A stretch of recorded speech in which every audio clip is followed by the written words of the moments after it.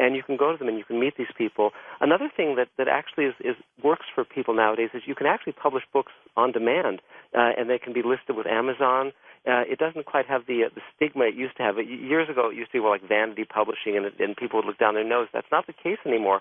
And a number of very successful authors have gotten their start by publishing, themselves, and then just kind of promoting and banging the drum and getting the word out. So, so that's one way to do it. Another way to do it is to contact your local film school or little cinema groups in your area and see if they might want to shoot one or two of your stories and do them as like a web series, and that can also get a lot of notice and a lot of attention.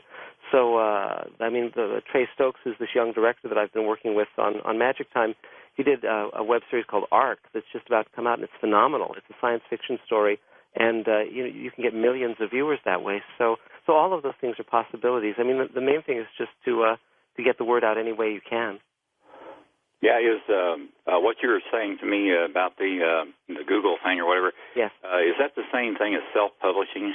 Well, it's similar, but if you go to the World Science Fiction Convention or the World Fantasy Convention, because all the major editors are there, you might meet an editor from Random House or an editor from one of the major publishers, and if they like you, if they meet you and they like you, and you say, well, could I send this to you, they might very well say yes, and then they could buy it and it could be published by a major publisher.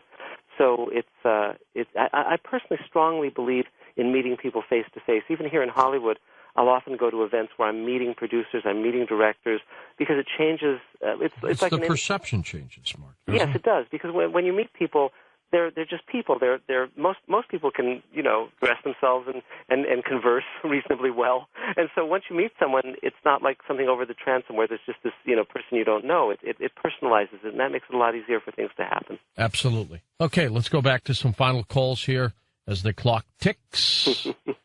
We will go to Wampakadetta, Ohio, east of the Rockies. Go ahead, Matt. You're up with us. Thank you very much. Sure thing. As a Star Trek and a Twilight Zone fan from way back, I heard you say something. I heard your guest, Mr. Zechary, say something about mentoring writers. Yes. I didn't tune in early enough to hear everything about that. Yeah. I have a full-length sci-fi religious fantasy novel that I've finished, but everybody who's read it tells me it reads like a screenplay and not a novel. Mm-hmm. I put too much detail into it. Uh-huh. Well, and now you're wondering what to do with it, right, Matt? Yeah. Yes. Yes. I'll be happy to answer that. First of all, just to let you know, in terms of mentoring, my wife Elaine and I, we teach classes and mentor people both here in LA and long distance via the telephone and internet and so forth. But more specifically, in terms of your novel and the idea of converting it to a screenplay, I've written novels that I've turned into screenplays and also screenplays that I've turned into novels. So I've gone both ways, and it's basically the thing to do in order to learn how to do that is you can go online, you can find screenplays online. There's various websites like Script City and so forth. And the first thing is to read screenplays. You might even want to retype like 10 pages out of a screenplay. There's a program called Final Draft that's a screenwriting program. There's another one I think called Movie Magic that just kind of show you the format. And then what you do is you read through your novel with a highlighter, and you read it 2 or 3 times, and you highlight in different colors what stands out each time, what things strike you. And then if you see what you've highlighted in all 3 colors, the things that really stand out, those are things to kind of preserve in a screenplay, because the main thing with a screenplay is you boil it down. A screenplay should be between 100 and 120 pages, and you look for what's most visual. A script is basically what you can see and what you can hear. It's not about the internal monologue. And so then you say, okay, it has a beginning, middle, and end. You kind of, in your mind's eye, envision if you went to the movie theater and you're sitting watching a movie, how would it play out? What would entertain you? And then there are screenwriting classes. UCLA Extension has some very good screenwriting classes. You can do that online, and those are taught by professional writers. I strongly believe that if you're going to be undertaking writing a screenplay, it's really good to be taught by people who've done it for a living. A lot of these screenwriting gurus are people who tried to write scripts and failed and then became experts at it. So you don't want to be taught by those guys. You want to be taught by guys who've written scripts and sold them. And so then you But so you boil it down to basically the basic nuts and bolts of the story, and then you just jump in. You just I think boldness is very important, and there are many stories that can work as films and as books. My friend Ray Bradbury certainly has worked in both of those media extensively, as have I. Does the writer who's writing a screenplay, a film, does he have to visualize the scenes? I always thought the director would do that. Well, I guess not, huh? Well, you visualize them to the degree that a big mistake a lot of beginning screenwriters make are two things. One is they'll have sort of long talky scenes that aren't visual. They'll have like people on telephones talking for page after page. Things that would be very visually boring. And they over-describe. They'll, like, for instance, they'll have a character walk into a living room and they'll describe all the furniture in the living room. No. There's a screenplay I wrote called My Death Girl, a romantic comedy, and I simply described a living room as poverty inventive. That's it. And that sets the scene. So you just describe what's really vital.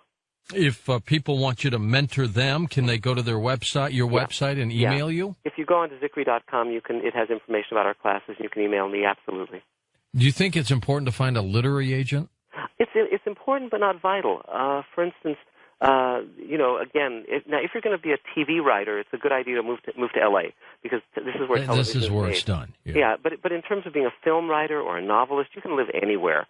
But again, if you can fly to different industry conferences, if you can meet people face to face, even with Hollywood, there's for instance on the Twilight Zone Blu-ray commentaries, I reached out to Matt Weiner, who created and runs Mad Men. And we did a couple of commentaries, and now he's reading some of my work and considering me as a writer for Mad Men. And that came from, again, meeting him personally. And I know many people who have no credits at all, where they'll meet someone. For instance, there's a TV show called Warehouse 13, and my friend David Simpkins is an executive producer on that show. He went to something called the San Diego Comic-Con, and he met a writer in the hallway who had written comic books, and the guy was very personable, and he met with him when they were hiring writers for Warehouse 13, and he ultimately hired him. But this was someone who had never written television, but he just showed up and met my friend, and he got hired. David's a good guy. He is, very good. San Jose, California we go, west of the Rockies. Hello, Rachel. Go ahead. Hi, I'm so excited to be talking to both of you. I'm a huge fan. Great. Thank you. Well, thanks. So I wrote a horror script for a film that I called The Pool, and we had a company that was going to finance it, and they went under. Mm-hmm. And I'm just had a bad run of luck, and it actually did go. It was well received by Todd Farmer, if you know who he is. He did the most recent My Bloody Valentine in 3D. Yeah, you bet. And his feedback was that what I lacked in experience, I did not lack in skill. Good. Which is good because it was my first one. So. That's a good thing for him to have said. Here's several things that might be of use to you. Amongst the things, there's something called the Hollywood Creative Directory, and there's a volume called the Producers Volume. It comes out 4 times a year, and it lists all the production companies in L.A. and New York.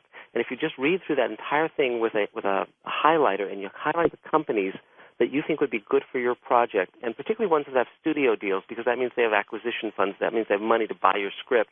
And then you can just start calling them. You can say what you just said to me. And if you call the VP of development or the executive in charge of development, some of them will be very open to that. And sometimes they'll say, well, do you have representation? And if you don't have an agent or manager, you can say, well, I have an attorney. And often they'll accept submissions from an attorney. Or you can have a buddy start a management company, and that'll work too. You'll have a manager. Just anyone who's taken out a business license can be a manager. And then the other thing is, there's another thing you can do is you can shoot a movie. I mean, basically, I have a friend who he was an editor and he wanted to be a director, so he built a spaceship in his backyard and shot an entire movie in that spaceship, and he's got distribution now. Someone stepped up and wants to distribute it, but he did it for about $20,000, shot an entire movie just with a little, high def camera he bought and edited it on his Mac, and he was good to go. So it's very doable now to make movies and shoot stuff or make webisodes. I strongly believe in making things. I don't wait to be picked. I really like to jump in with both feet.